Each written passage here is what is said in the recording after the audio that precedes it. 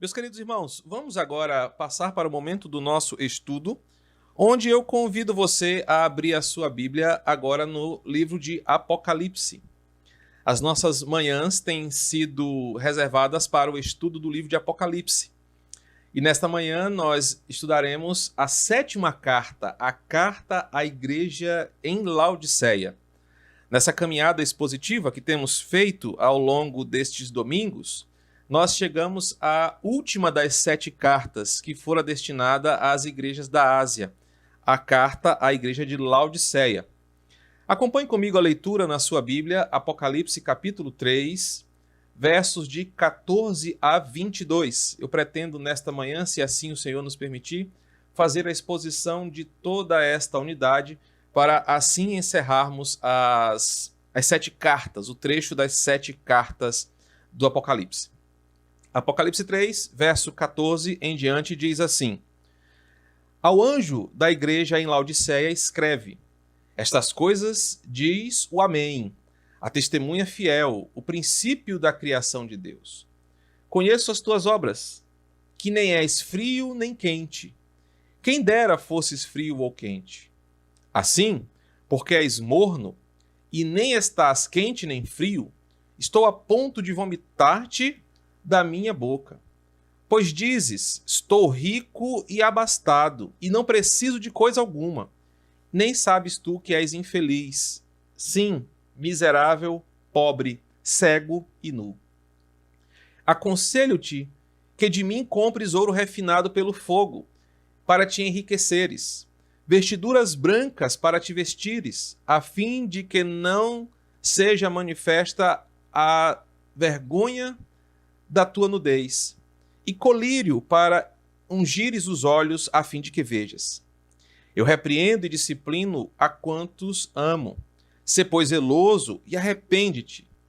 Eis que estou à porta e bato. Se alguém ouvir a minha voz e abrir a porta, entrarei em sua casa e cearei com ele e ele comigo. Ao vencedor, dar-lhe-ei sentar-se comigo no meu trono, assim como também eu venci e me sentei com o meu Pai no seu trono. Quem tem ouvidos, ouça o que o Espírito diz às igrejas. Vamos mais uma vez orar. Espírito Santo, é nessa hora que nós nos sentamos à mesa para nos servir do banquete espiritual que o Senhor nos oferece. E aí, Pai, é o momento mais glorioso da nossa manhã, porque vamos ouvir a Tua palavra que alimenta a nossa esperança e nutre a nossa fé. Por isso, que os aprendizados dessa manhã da igreja para a igreja em Laodiceia sejam úteis para nós como igreja, e que em tudo o Teu nome seja glorificado entre nós. E em nome de Jesus que oramos. Amém. Meus irmãos, estamos diante da última das 7 cartas de Apocalipse, a carta destinada à igreja em Laodiceia.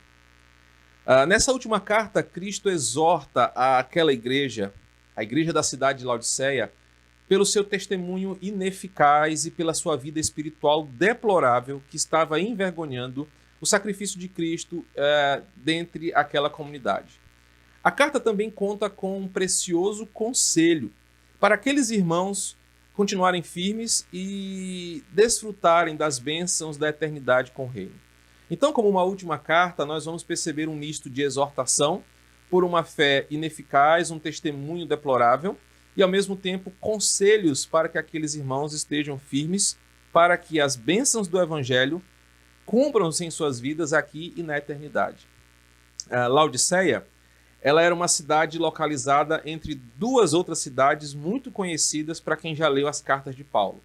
Laodiceia estava entre a cidade de Colossos e a cidade de Hierápolis. 2 cidades muito importantes para o trajeto paulino na plantação das suas igrejas. No passado, Laodiceia foi conhecida como a cidade de Zeus. Era uma cidade muito religiosa também. Mas quando os romanos dominaram a cidade, no ano de 133 a.C., a cidade prosperou tanto, a cidade se tornou um grande polo judicial de Roma e também administrativo. Houve investimento para que a cidade de Laodiceia se tornasse grande e poderosa. Então, houve uma mudança de seu nome e houve muito investimento. Logo, logo, Laodiceia se tornou uma cidade com uma poderosa indústria têxtil. Lá em Laodiceia se vendia a famosa lã negra e também os linhos tingidos, as roupas tingidas com cores vibrantes e muito cativantes. Segundo um historiador, Laodiceia possuía também uma famosa escola de medicina, que se tornou especialista no tratamento dos olhos e com o desenvolvimento de um colírio em forma de uma pasta, a cidade de Laodiceia se tornou uma das grandes escolas de medicina do mundo antigo. Laodiceia era conhecida pela sua medicina, pela sua importância jurídica, administrativa de Roma e também pela sua indústria têxtil.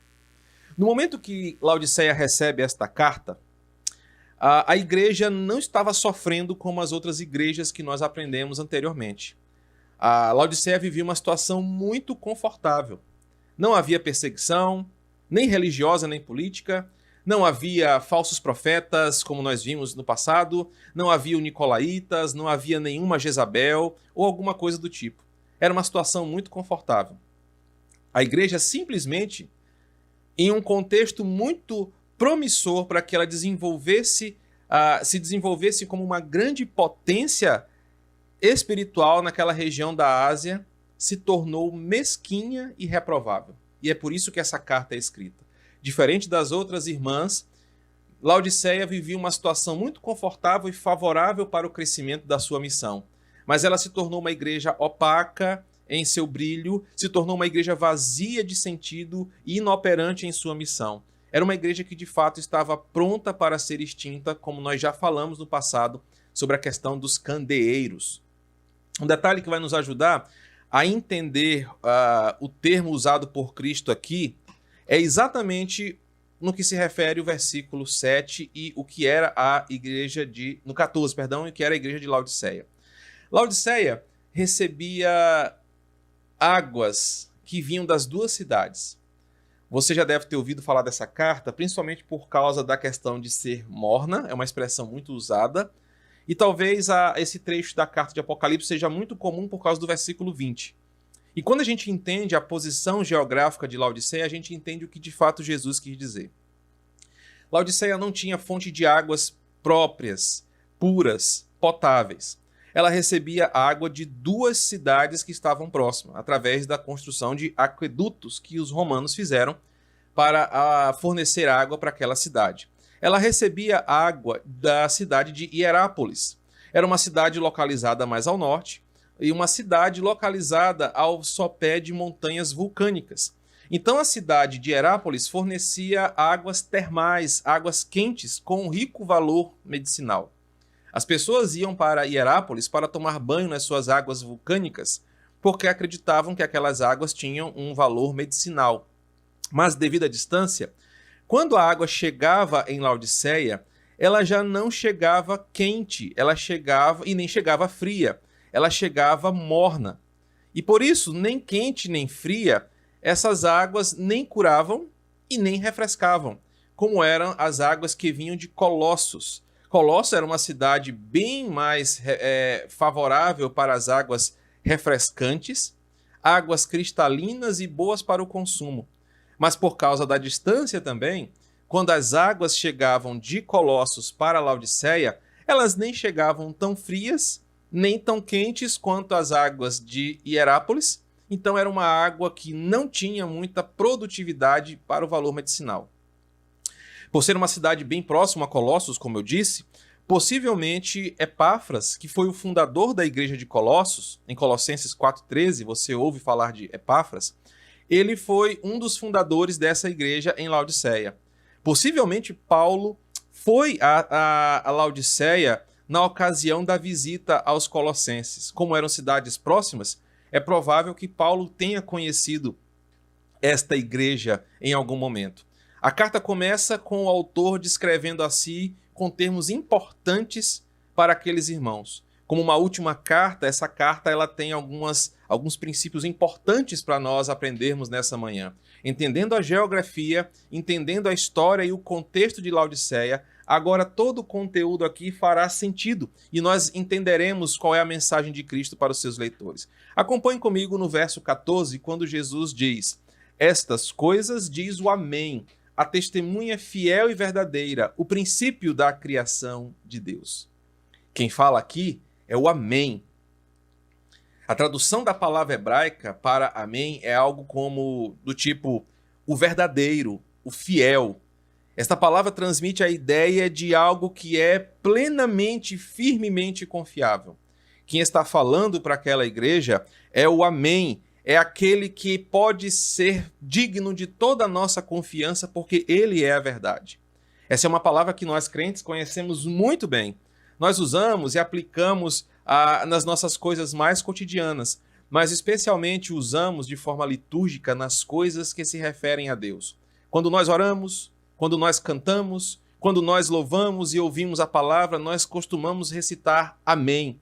Porque confiamos naquilo que é cantado, confiamos naquilo que lemos e confiamos em quem nós oramos. Dizemos amém para aquilo que é verdadeiro, dizemos amém para aquilo que é fiel, que é confiável. Quando Cristo aqui se apresenta como sendo o amém, ele está dizendo que ele é o Deus verdadeiro, o Deus totalmente confiável, verdadeiro, o Deus da verdade. Irmãos, quem está falando à igreja de Laodiceia é aquele que tem poder para ser digno de nossa confiança, porque ele é o Amém. Tudo que vem dele, tudo que procede dele, tudo que vem dele é verdadeiro e fiel. Então, se ele está falando, certamente esta voz que fala àquela igreja é de total confiança e certamente será para o bem daqueles que ouvirão a sua mensagem. E aqui eu começo a fazer algumas ponderações para os nossos dias. Meus irmãos, vivemos uma época onde as pessoas são incrédulas mais do que por natureza. Os vexames, as vergonhas, as decepções que as pessoas já passaram por causa da igreja ou por causa de pessoas na igreja, melhor dizendo, trouxeram aos corações dúvidas e incredulidade quanto a tudo que se remete à pessoa de Deus e à sua palavra. Muitos duvidam da palavra do Senhor, muitos duvidam da pregação do Evangelho, muitos duvidam até mesmo do poder do Senhor. As decepções do tempo presente, as decepções com pastores, com líderes, com irmãos, com coisas e experiências que nós vivemos, fez com que pessoas tivessem a incredulidade brotando mais e mais do seu coração. Mas agora, diante de nós, está uma verdade no começo dessa carta, quando Deus fala, quando é a palavra de Deus sendo ensinada, quando é a palavra de Deus sendo lida, exposta e apresentada diante de nós. Quem fala é o verdadeiro, quem fala é o fiel, quem fala é aquele que é digno de nossa confiança, o Amém, o Todo-Poderoso. O que está sendo dito aqui em Apocalipse, logo no começo, é de que embora pessoas tenham incredulidades, decepções, fiquem com o pé atrás quando a mensagem de Deus é apresentada através de um pregador do Evangelho, quando a palavra de Deus é fielmente exposta, quando a palavra de Deus é apresentada de forma limpa, transparente, através de um instrumento que ele usa. Quem fala ali é o Amém. Quem fala ali é aquele que é digno de confiança. É aquele que é o verdadeiro e que, portanto, tudo o que ele falar é de Deus para o seu povo. É do céu para a terra. É do Deus verdadeiro, o Deus do Amém, para a sua igreja. Por isso nós devemos confiar na mensagem deste Evangelho e deixar a nossa incredulidade de lado e quebrar a crosta da decepção ou da falta de fé ou dos desânimos que brotam do nosso coração e dar ouvido a esta mensagem. Quem fala é o Amém. Os laodicenses poderiam estar desconfiados de muitas coisas, poderiam estar até mesmo decepcionados ou incrédulos por algumas questões. Mas agora o início da carta, através do anjo, o mensageiro, começa dizendo: quem fala estas coisas é o Amém. Portanto, acreditem, ouçam, pratiquem o que eu falo, porque certamente é para o bem de vocês. Irmãos, aqui entra a relação do pastor com o rebanho que lhe é confiado, do mensageiro com a palavra. Quando um pastor, um pregador da palavra, abre a escritura atrás do púlpito, defendendo-se pela palavra e apresentando e comprometendo-se apenas com a palavra, você, eu e todos nós, na condição de ouvintes, devemos receber aquela mensagem como sendo a mensagem do Amém para nós. Tudo que vem da palavra, quer sejam as exortações, repreensões, conselhos, consolos, direções, são para o nosso bem, são para para a nossa produtividade espiritual, para que nós possamos ser aquilo que o Senhor quer que nós sejamos. Quem diz é o amém, portanto o que ele diz é digno de confiança. Às vezes nós tendemos a não receber a palavra de Deus como palavra de Deus. Desconfiamos, ficamos meio duvidosos. Quando a palavra toca em alguma ferida do nosso coração, nós tendemos a rejeitá-la. Mas se é o amém que diz, até mesmo as suas repreensões e disciplina, principalmente quando falamos de repreensões e disciplinas, como no versículo 19, o amém está nos ensinando para o nosso próprio bem. Então, Jesus se apresenta como esse Deus confiável, verdadeiro, digno de nossa confiança. O versículo continua dizendo que ele é a testemunha fiel e verdadeira. Um termo que já apareceu para nós no capítulo 1, versículo 5, que remete à confiança do que ele fala, à confiança das suas sentenças, da sua palavra, do seu testemunho. Por isso, tudo o que está sendo revelado aqui é digno de total confiança. O segundo termo reforça o primeiro. E por fim, ele fala no versículo 14 que ele é o princípio da criação de Deus. Esse termo já foi apresentado em outro momento, não aqui em Apocalipse, mas na carta aos Colossenses. Como era próxima à cidade de Colossos, possivelmente a carta aos Colossenses foi lida em Laodiceia. Quero que você lembre ou aprenda que as cartas pastorais, as cartas apostólicas, elas giravam entre as igrejas próximas. Então, a carta que era escrita a uma cidade, ela passava por outras cidades para que outros irmãos aprendessem o que estava ali sendo ensinado. Então, possivelmente em Laodiceia, aqueles irmãos ouviram o que fora escrito aos Colossenses e ouviram sobre Jesus, o Senhor cósmico de todas as coisas. O que está escrito em Colossenses capítulo 1, versos de 13 a 19. Os laodicenses entendiam esse termo de que Jesus era o princípio da criação, não como o primeiro criado, não como se Jesus fosse criado primeiro, mas antes disso, por ele ser o princípio de todas as coisas que foram criadas. Ele é o sentido, ele é o fundamento, ele é a causa, ele é a sustentação de todas as coisas, como Paulo diz em Colossenses capítulo 1, versos de 13 a 19. Portanto, se ele é verdadeiro e fiel, se tudo o que ele fala é verdade e digno de confiança, e ele é a causa, o sentido, o fundamento de tudo que existe, nós devemos ouvir a sua palavra. Nós devemos ouvir o que ele tem a dizer, pois certamente o que ele falará será útil para a nossa vida aqui e na vida eterna. A carta começa já com esse relato poderoso dizendo: ouçam o que eu tenho a falar, porque quem fala não é um ser humano, quem fala não é um poderoso da terra, mas quem fala é o Amém, a testemunha fiel e verdadeira, o princípio da criação de Deus. Os laodicenses deviam ter total atenção ao que seria falado ali. Quem falará é aquele que tudo fez, é aquele que tudo sabe, é aquele que tudo proporcionou para que Laodiceia fosse uma igreja fiel. Mas ela preferiu enveredar-se pela apatia e pelo mau testemunho. Nada do que ela argumente conseguirá enganar o remetente da carta, porque ele conhece todas as coisas, ele sabe de todas as coisas, e por isso mentiras, desculpas, não servirão nesse julgamento. Quem fala é o Amém, e meus irmãos, como isso nos toca profundamente hoje, porque se queremos saber como devemos ser crentes mais fiéis, crentes mais poderosos em obras e poder, crentes mais fervorosos na nossa adoração, nós precisamos ouvir o que o Amém tem a nos dizer.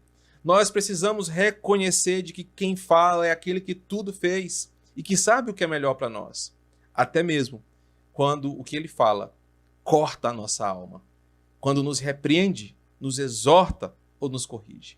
Quem fala é o Amém. A igreja de Laodiceia tem que ouvir, mesmo que o que ele vá falar doa em seus corações. O verso 15 começa com uma afirmação que nós já temos ouvido muito aqui.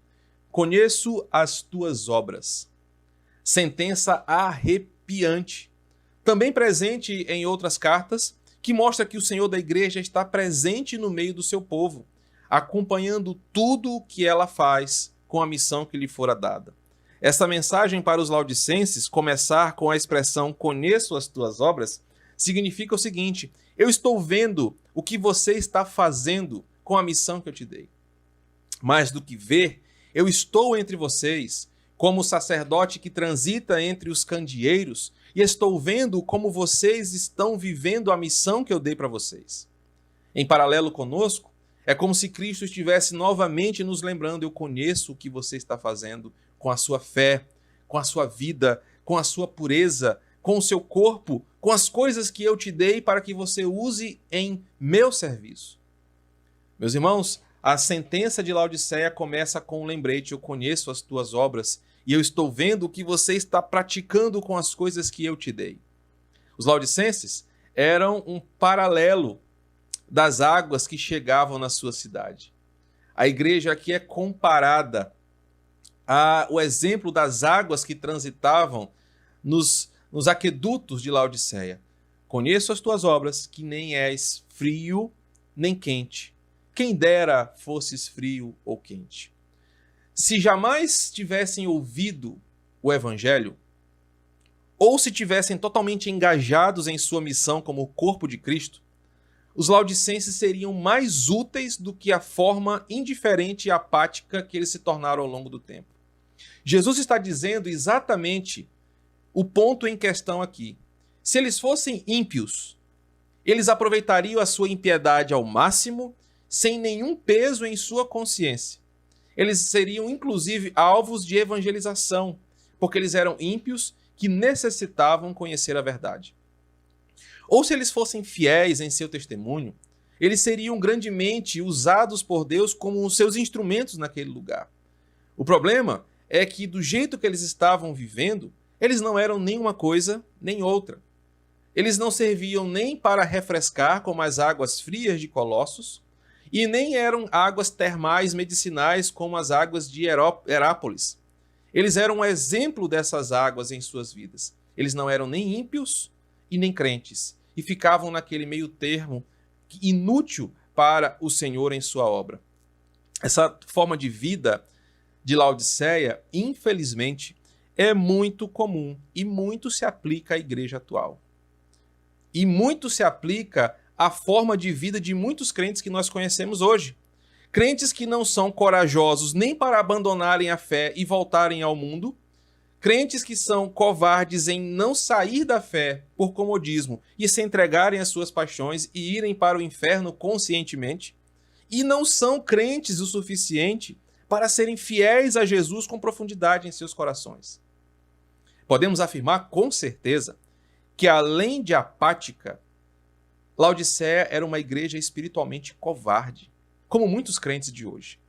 Tinha medo de ir para o inferno, um medo legalista, e também tinha medo de abandonar o mundo e seus prazeres e suportar o peso de sua cruz. Por isso, Cristo diz: olha, quem dera fosse um ou outro, quem dera você fosse fria ou quente.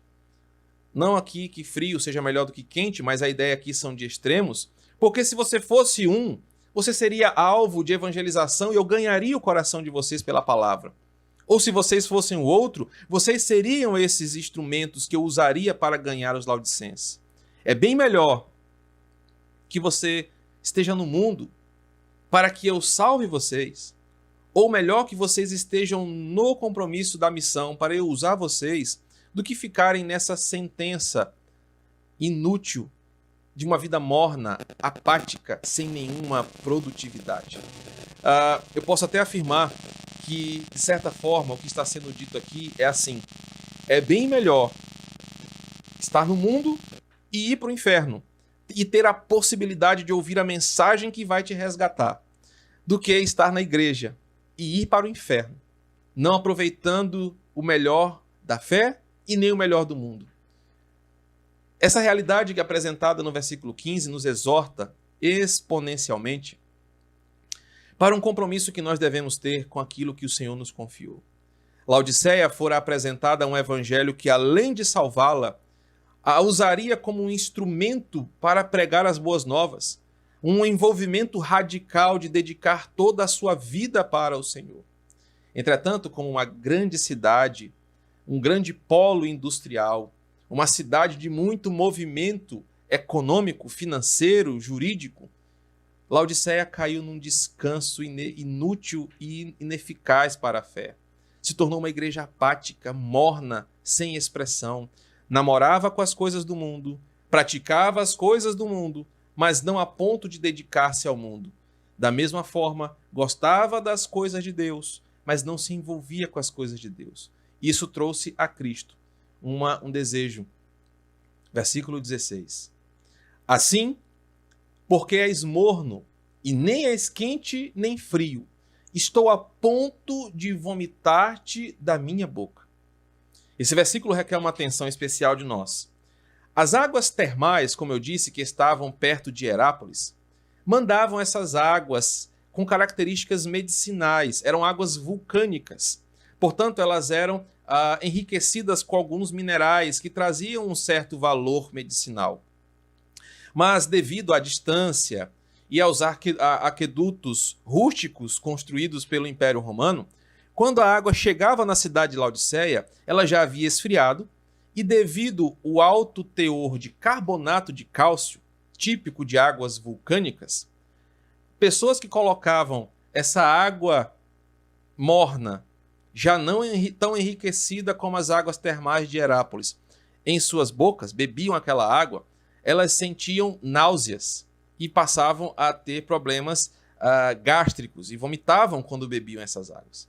Ou seja, as águas de Laodiceia, do jeito que eram, não eram boas nem para matar a sede, nem para tomar banho refrescante, como um banho quente ou um banho frio, e muito menos servia para refrescar como a água fria que vinha e era tipicamente conhecida da cidade de Colossos. Eu penso em duas realidades diferentes. Aqui no Brasil nós temos as conhecidas águas lá de Goiás, as águas termais de Caldas Novas, e também as nossas deliciosas águas do rio Una, as águas geladas de Morros. São essas duas realidades apresentadas aqui. E a igreja de Laodiceia era uma representação visível de como ela não eram as águas termais de Caldas Novas e nem as águas frias de Morros.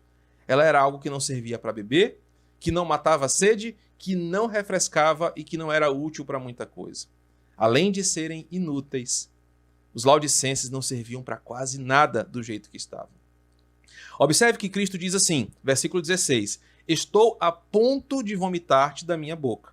Cristo diz, estou a ponto de vomitar-te, e não que ele está vomitando ou que vai vomitar. Observemos aqui a chamada ao arrependimento. Lembre-se que Cristo, ao mesmo tempo que exorta, ele chama para uma conversão. Ele diz que se aqueles irmãos continuarem assim, observe bem o texto, ele não diz que está vomitando, mas que está a ponto de vomitar. Essa afirmação dá àquela igreja um tempo de arrependimento.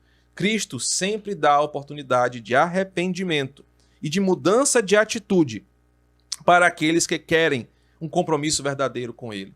Cristo fala, olha, se vocês continuarem assim, eu estou a ponto de vomitar vocês. O texto não diz que Cristo já vomitou aquela igreja, mas se eles não mudarem de atitude, eles serão vomitados.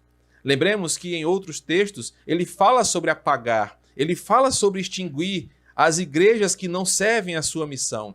Meus irmãos, e mais uma vez o ponto aqui é esse. Cristo não tem interesse nenhum num cristianismo morno. Cristo não tem interesse nenhum em crentes que não são dedicados radicalmente ao seu serviço. Cristo não tem interesse com números. Cristo não tem interesse com templos cheios. Cristo não tem interesse com pessoas que não seguem e não adoram em espírito e em verdade. Cristo não está interessado em uma juventude, em uma mocidade, em uma igreja que não está dedicada seriamente ao seu serviço.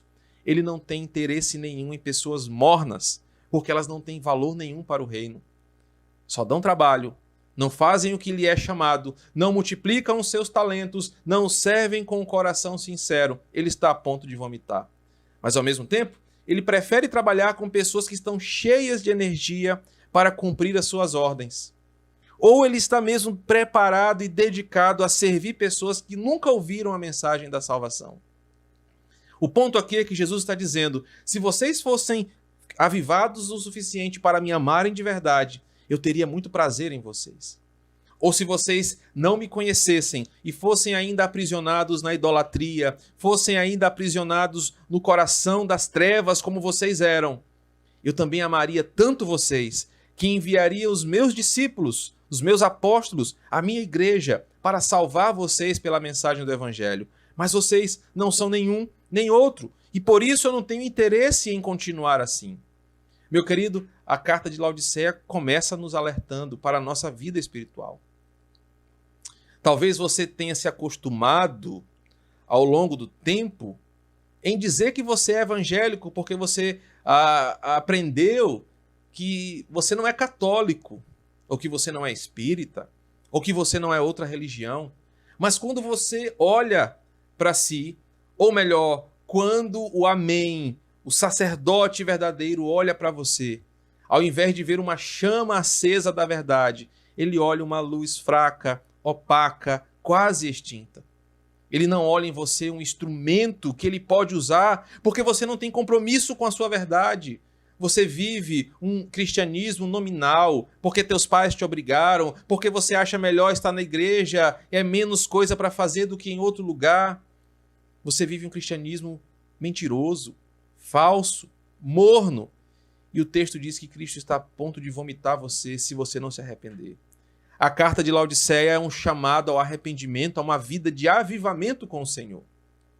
Ele diz que ele está a ponto de vomitar porque ele quer que aquela igreja acorde, ele quer que aquela igreja tome uma atitude.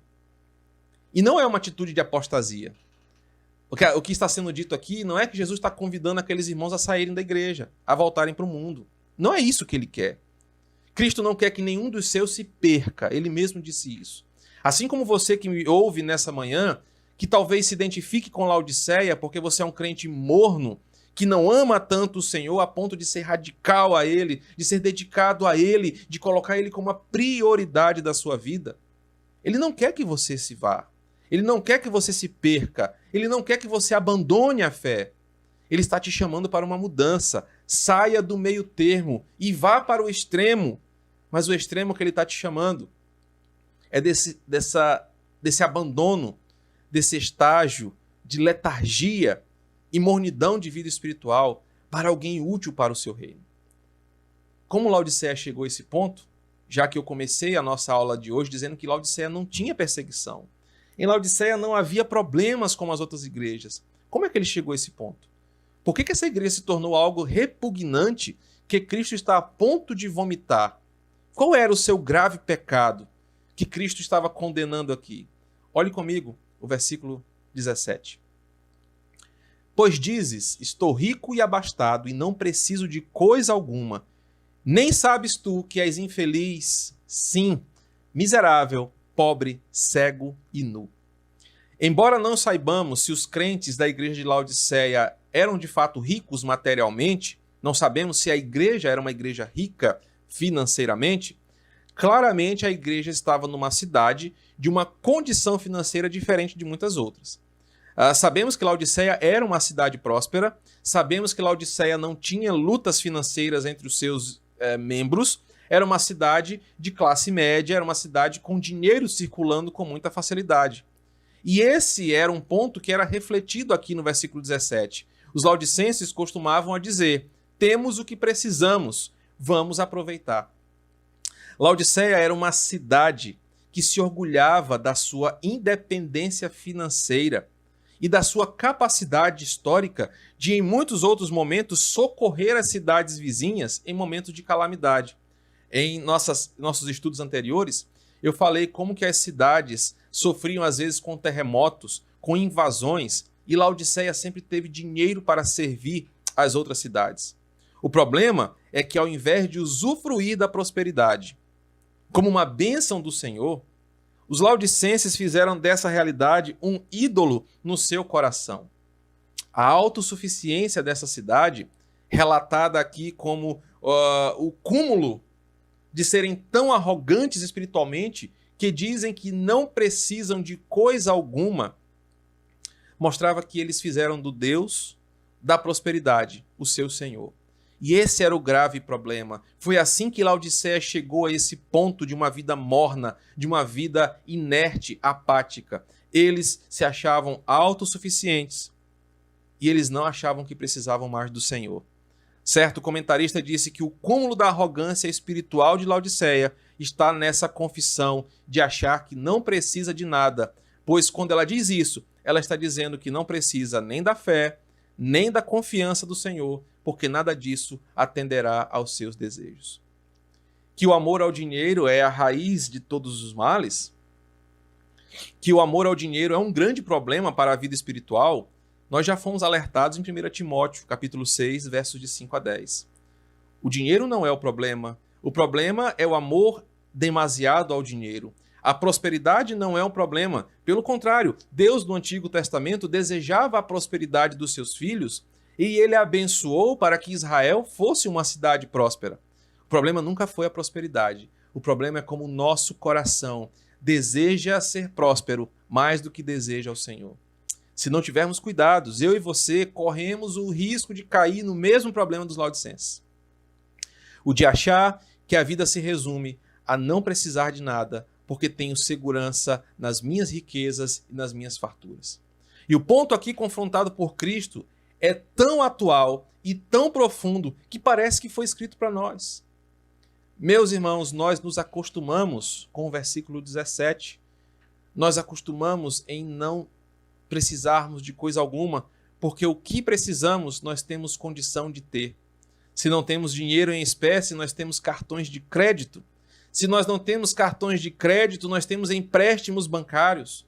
A vida capitalista nos levou a uma condição parecida com o versículo 17. Nós todos queremos ter essa sensação de sermos ricos e abastados e de não precisar de nada.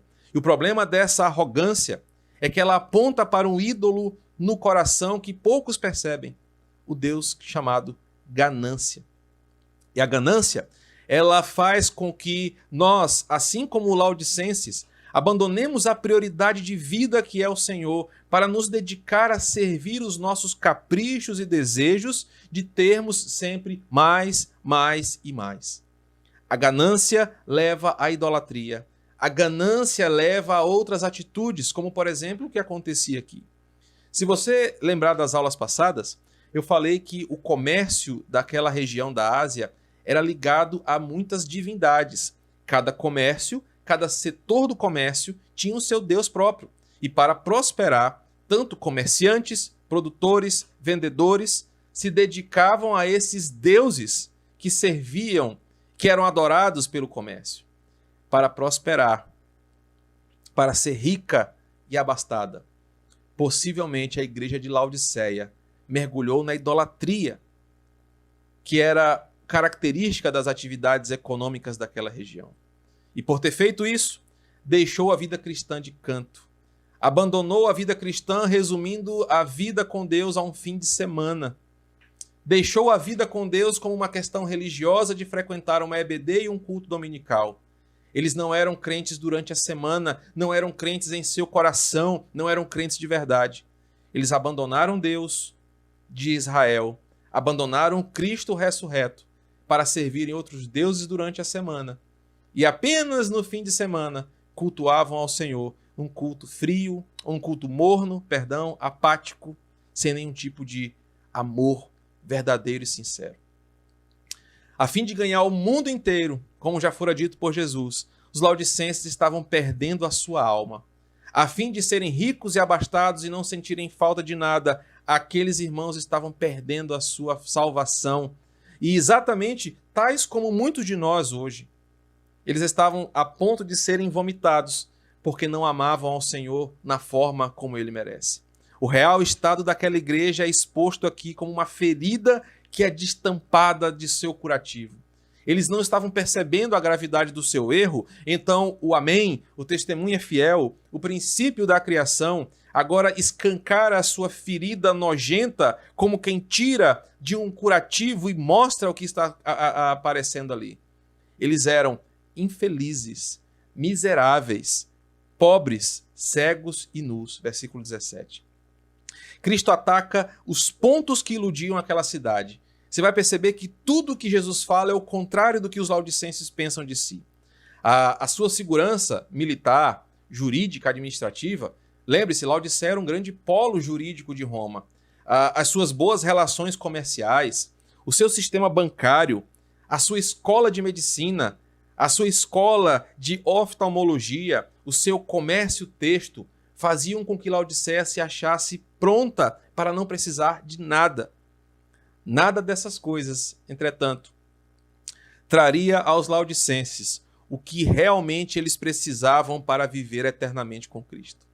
Os cristãos de Laodicenses foram cegados pelos bens materiais dessa vida. Eles perderam o fervor do céu e estavam perdendo o seu maior presente, que era servir a Cristo enquanto estivessem vivos. Se iludiram com a riqueza pobre deste mundo, em detrimento de uma herança que está guardada para os crentes no céu. E isso, ao invés de fazer com que eles fossem crentes ricos, eles eram como mendigos e doentes diante de Deus. O interior deles era infeliz. E exteriormente eles eram miseráveis, pobres, cegos e nus. Que realidade confrontadora para aquela igreja. Diante do que Jesus diz, ele fala para eles o seguinte: olha, se vocês acham que são ricos porque têm um sistema bancário eficiente, vocês têm leis, vocês têm políticas, se vocês acham que têm de tudo o que precisam porque vocês têm fortes comércios, produções têxteis, vocês têm uma boa agricultura, vocês têm tudo o que acham que precisam, eu preciso alertar, diz o Senhor. Por dentro vocês são infelizes, porque vocês estão ganhando o mundo inteiro e perdendo a alma de vocês. E exteriormente, vocês não estão vendo, mas vocês são pobres, cegos e nus. No versículo 18, agora Jesus apresenta uma solução.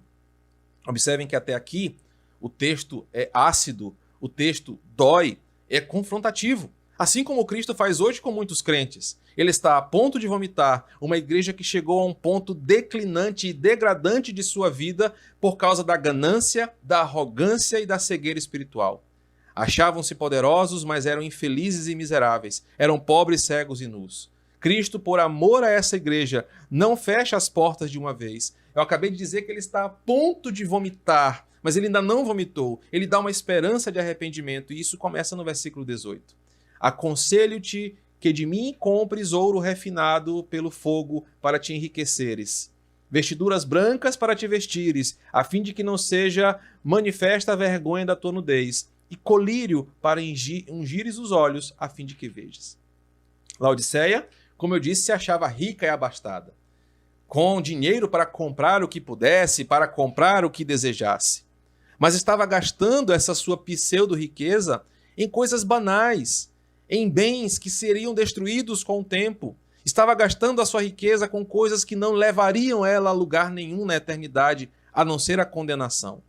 Cristo agora desafia aqueles irmãos a irem até ele, a comprarem, já que eles estão acostumados com a linguagem de comprar e vender, porque se achavam ricos, o que o seu dinheiro não poderia comprar. Cristo cita aqui Isaías capítulo 55, verso 1. Permita-me acompanhar com você a leitura desse texto. Isaías, capítulo 55, versículo 1.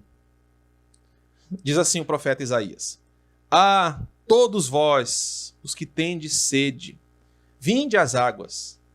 E vós, os que não tendes dinheiro, vinde, comprai e comei. Sim, vinde e comprai, e sem preço, vinho e leite. Isaías 55, 1 é uma profecia, um alerta sobre uma graça oferecida para coisas que o dinheiro não pode comprar. E observem como é importante para o contexto de Laodiceia o que está sendo dito aqui. Vocês acham que o dinheiro de vocês compra tudo? Vocês acham que a pseudo-riqueza de vocês garantirá a vocês a salvação? Vocês estão errados. O que eu tenho a oferecer, a vender numa linguagem comercial, o dinheiro não compra. E o que Cristo está oferecendo aqui é o ouro refinado pelo fogo. Cristo não quer o dinheiro dos laodicenses, mas ele quer que eles cheguem até ele em humilhação e busquem o ouro refinado pelo fogo, já que aqueles cristãos estavam tão acostumados com a questão monetária. Cristo oferece um ouro que só ele pode dar, um ouro que era símbolo de uma pureza, de uma purificação eterna, de uma santidade, algo tão valioso que os levaria à salvação eterna, isso tudo pela graça, sem ser pelo dinheiro. Cristo não queria que aqueles irmãos comprassem com seu dinheiro, mas sem dinheiro alcançassem a purificação da sua vida. Ele fala sobre vestiduras brancas para vestires, a fim de que não seja manifesta a tua vergonha. Em uma cidade que tinha um grande comércio têxtil, em uma cidade em que a renda principal das pessoas era fabricar roupas tingidas e peças de roupa tingida, a roupa branca também remete à pureza sacerdotal diante de Deus. Eu quero que você preste atenção nesse detalhe. Os cristãos de Laodiceia, eles estavam espiritualmente nus diante de Deus, e apenas as vestes que Deus daria a eles cobririam a sua vergonha, a sua nudez. Embora fosse uma cidade que fabricasse roupas e tecidos para as pessoas se ornarem em belas peças recém-feitas ou belamente trabalhadas, Cristo está dizendo que nada do que aqueles irmãos produzissem poderia cobrir a sua vergonha espiritual diante de Deus. As roupas que Laodiceia fabricava não eram, por mais que fossem poderosamente tingidas, com uma boa pigmentação, não conseguia cobrir a sua nudez espiritual, nem a sua vergonha, e nem disfarçar a sua mancha de pecado em seus corações. Apenas a vestimenta vinda de Deus revela como nós somos cobertos pela sua graça. A nossa vergonha ela é escondida em Deus. Nós somos vestidos por Ele com vestiduras brancas que representam a santidade dos sacerdotes. Essas mesmas vestes brancas que daqui a algum tempo nós vamos ver aparecendo aqui em Apocalipse como sendo a vestidura dos santos. Uma vestimenta que vem de Deus, que revela a nossa pureza diante dele por causa do que Cristo nos deu. Laodiceia podia fazer roupa de todas as cores, de todas as qualidades, mas essas coisas não escondiam o que eles eram de verdade, e apenas Deus poderia cobrir. E aqui de novo eu faço uma exortação para nós, para você que me ouve. Meu querido, não são as tuas obras, meu irmão, minha irmã, não são as coisas que você fazem para a igreja, para o pastor, para a sua denominação, para o crente A, B ou C, que vão esconder a tua vergonha diante de Deus. Não são as tuas obras que vão tapar os teus pecados. Não são as coisas que você faz, o dinheiro que você oferta, que vai cobrir a nudez da tua vergonha diante do Senhor. Apenas vestiduras que Ele dá, vestiduras brancas, são suficientes e capazes de esconder a tua nudez espiritual. Os crentes de Laodiceia achavam que por servirem dominicalmente a sua igreja, darem ofertas para os missionários, ajudarem nas construções, aquilo os daria algum tipo de perdão de seus pecados. Mas Cristo diz, apenas as vestiduras brancas que eu dou conseguem esconder a vergonha da tua nudez. E a última sentença do versículo 18, de uma oferta de coisas que Jesus está dando àquela igreja para o arrependimento, fala de um colírio para eles ungirem os olhos, a fim de que vejam. E, ironicamente, embora famosos pelo seu colírio medicinal, os laodicenses estavam cegos e não estavam enxergando o grave perigo espiritual que estavam cometendo. Cristo oferece para eles um medicamento mais poderoso para curar a sua cegueira espiritual, um remédio que só Ele pode fornecer, que vai ajudar os laodicenses a enxergar com clareza como suas vidas estavam sendo levadas para o inferno, longe da graça divina. E para quem usa óculos desde os 12 anos de idade, eu entendo o que Jesus está dizendo aqui.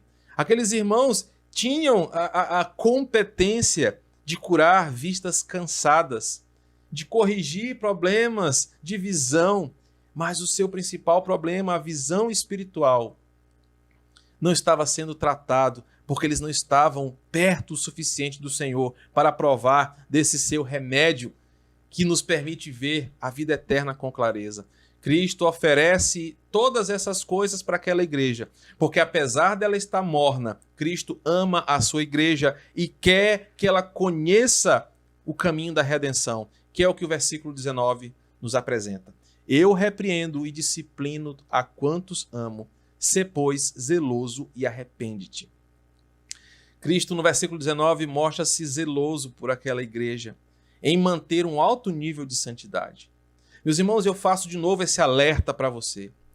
Cristo não está interessado em uma igreja lotada de crentes mornos. Essa onda de mega igrejas, de métodos de crescimento de igreja que visam apenas números, números e números, não é do interesse do Senhor. Ele busca adoradores que o adorem em espírito e em verdade. Ele busca crentes que o amem de coração sincero. Cristo mostra-se zeloso e por isso ele repreende e até mesmo disciplina a quem ele ama. Para que a sua igreja, a igreja de Laodiceia e a igreja de todos os tempos, receba o seu amor, ele precisa colocá-la sobre a luz reveladora da sua palavra para consertar os seus caminhos tortuosos. E, meus queridos, aqui eu preciso dizer que esse é o meu papel como pastor, esse é o papel de todo pregador da palavra que ama o rebanho de Cristo. Quando nós, pastores, pregamos a palavra e exortamos a igreja, e às vezes nós confrontamos alguns irmãos direta ou indiretamente sobre os seus pecados, não é no desejo de humilhar, não é no desejo de terminar de quebrar, mas é no desejo de mostrar como Cristo é zeloso e pelo seu amor ele repreende, ele exorta e até mesmo disciplina a quem ele ama. Eu acho que os irmãos sabem, já acompanharam, já viveram isso na pele. Nunca é fácil para um pastor disciplinar alguém. Nunca é fácil para um pastor chamar alguém em seu gabinete ou numa conversa telefônica, exortar, repreender, corrigir. Muitos pegam até raiva do pastor, muitos viram a cara, abandonam a igreja. Mas o que está sendo dito no versículo 19 é exatamente isso. Como uma forma de amar você, Deus quer que você seja puro, santo nos seus caminhos, e para isso ele usa a sua palavra, que nos repreende, nos disciplina e nos exorta. Portanto, quando um pastor prega e aquilo dói em você, você deve perceber que isso mostra como Cristo lhe ama, está corrigindo os seus caminhos, para que você não abandone, não pule fora, não saia da graça, não seja vomitado. O versículo 19 mostra que ele repreende e disciplina a sua igreja, para que a igreja receba o seu amor sem medidas, sem obstáculos, porque é impossível que Deus manifeste a sua glória entre um povo que está mergulhado em seus pecados. O que está acontecendo aqui na igreja dos Laodicenses é que aqueles irmãos precisavam ser purificados para que Cristo transbordasse entre eles em amor. E aí um obstáculo para esse versículo na vida contemporânea é que nós temos vivido essa geração que não aceita mais repreensão, não aceita mais disciplina. Quando o pastor fala num tom mais severo, mais áspero, quando a Bíblia fala nesse tom, as pessoas se sentem incomodadas, querem sair da igreja, querem abandonar a fé. Nós, infelizmente, fomos doutrinados pecaminosamente a não nos submetermos mais aos limites de santidade que a Bíblia nos ensina. Nós não fomos mais acostumados a sermos machucados pela palavra. Vivemos uma geração que só quer o evangelho terapêutico, que querem um Jesus psicólogo, que querem uma fé que só fale coisas amenas, coisas budistas, coisas zen. Mas o texto diz que longe desse evangelho relaxante, massageador, uma igreja que mais parece um spa espiritual, Cristo está disposto a repreender e até mesmo admoestar, machucar, disciplinar para o bem a quem ele ama. Por isso, irmão, irmã, quando esse pastor que vos fala, ou qualquer outro pregador comprometido com o evangelho, exortar você, repreender você, quando a Bíblia machucar o seu coração pecaminoso, sinta-se um bem-aventurado, porque Cristo diz: eu repreendo e disciplino a quem eu amo. Esse amor, claro, exige uma resposta da igreja. Arrepender-se e manter-se em arrependimento. É o que o versículo fala. Sê zeloso e arrependa-te. Literalmente, no original, ele está dizendo o seguinte: arrependa-te como uma atitude decisiva e mantenha-se em arrependimento todos os dias. É o que significa ser zeloso. um processo contínuo de observação. Os laodicenses precisavam dar meia volta, precisavam abandonar o seu passado e agora se dedicar de todo o coração a Cristo. O versículo seguinte é o mais icônico, né? E usado, infelizmente, às vezes de forma errada nesse texto. Mas eu quero que você entenda que até aqui o que Cristo está dizendo é: vocês estão errados e eu estou oferecendo para vocês uma oportunidade de conserto. Estou dando a vocês o caminho. Ouçam a minha palavra. E se está doendo em vocês é porque eu amo vocês e quero que vocês mudem e venham para mim. E aí o versículo 20, que é um dos versículos mais usados, até mesmo quando vamos evangelizar, e às vezes usamos errado, é um dos mais conhecidos dessa carta. Eis que estou à porta e bato. Se alguém ouvir a minha voz e abrir a porta, entrarei em sua casa e cearei com ele e ele comigo. Mais uma vez, Cristo está oferecendo amor para aquela igreja e é manifesto aqui. Mesmo tendo sido excluído da centralidade da vida daqueles irmãos, Cristo traz uma figura de linguagem como alguém que foi colocado para fora de casa, que foi sendo pouco a pouco expulso de dentro de casa a ponto de ser deixado do lado de fora da adoração, da piedade, da vida daqueles irmãos. Só que do lado de fora, Cristo não fica magoado e vai embora. Isso é uma beleza desse versículo. Mesmo quando os nossos pecados expulsam a Cristo do centro do nosso coração, colocando ele do lado de fora, Cristo está lá do lado de fora, insistentemente batendo na porta para chamar a atenção daqueles que estão dentro de casa e às vezes estão dormindo espiritualmente. É aquela figura aqui de sabe, quando é domingo à tarde, você está querendo tirar aquele cochilo pós-almoço e vem alguém batendo na sua porta e fica ali insistentemente batendo e você acorda do seu sono e tem que ver quem é que está na porta. É isso que está acontecendo aqui. Cristo está batendo de uma forma inconveniente, de uma forma irritante, mas para que aqueles irmãos acordem e vão ver o que está acontecendo. Quando Jesus bate a porta, ele está querendo que os laodicenses percebam que ele está ali, que ele não desistiu deles e que eles fizeram um grande erro em colocá-lo para fora. Ele quer que aqueles irmãos abram a porta e ouçam o que ele tem a dizer. Um grande comentarista de Apocalipse diz que possivelmente o que está sendo manifesto aqui é um paralelo de Cantares, capítulo 5, versículo 2. E é muito interessante como esse comentarista faz essa associação sobre o que está acontecendo aqui e o que está escrito em Cânticos 5, versículo 2. Ouça o que diz lá. Eu dormia, mas o meu coração velava. Eis a voz do meu amado que está batendo à porta.